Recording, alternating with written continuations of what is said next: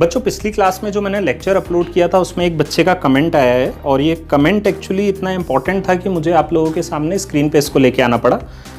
राहुल जैन नाम का बच्चा है जिसने बोला है कि sir I am not able to focused on my study, whenever I started my study my mind start thinking a lot। तो बच्चों ये केवल आपकी प्रॉब्लम नहीं है, ये बच्चों बड़ों सबकी प्रॉब्लम होती जा रही है, जिसको हम ओवर थिंकिंग नाम की प्रॉब्लम से जानते हैं कि जब भी हम कोई काम करने बैठते हैं हमारे दिमाग में इधर उधर के विचार या थॉट्स आने लगते हैं, या जब हम सोने जाते हैं तो अमूमन लोग 1-1.5 घंटे तक तो पता नहीं उनके दिमाग में क्या क्या चलता रहता है और वो उस चीज़ को कंट्रोल नहीं कर पाते, जिसको हम ओवर थिंकिंग प्रॉब्लम कहते हैं।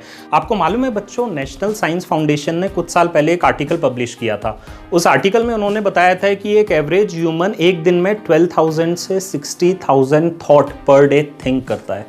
एक दिन में वो 12,000 से 60,000 जो थॉट है उसके दिमाग में आते हैं और उसमें से 95% थॉट, 95% विचार वो होते हैं जो उसने पिछले दिन ही सोचे हुए होते हैं, जो उसके दिमाग में पिछले दिन ही आ चुके हैं। मतलब 95% थॉट जो वो दिन भर में सोचता है वो रिपीटेड थॉट होते हैं और उसमें से भी 80% थॉट जो है वो नेगेटिव थॉट होते हैं। तो ये जो प्रॉब्लम है ना ओवर थिंकिंग की, ये पूरी दुनिया को धीरे धीरे करके कवर करती जा रही है, घेरती जा रही है। सो बच्चों अब इससे हम निजात कैसे पाए, कैसे हम इन ओवर थिंकिंग की प्रॉब्लम से फ्री हों? तो ध्यान से सुनो, बहुत ध्यान से फोकस करना।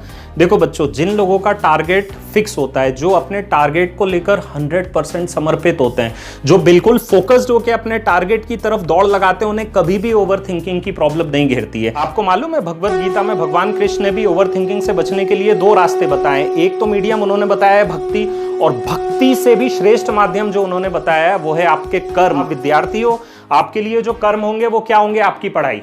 आपको फोकस रहना है जो भी आपका टारगेट हो। जब आप अपने टारगेट के प्रति 100% फोकस्ड हो जाओगे, जैसे भगवत गीता में लिखा हुआ है ना, योगस्थ होकर कर्म करो।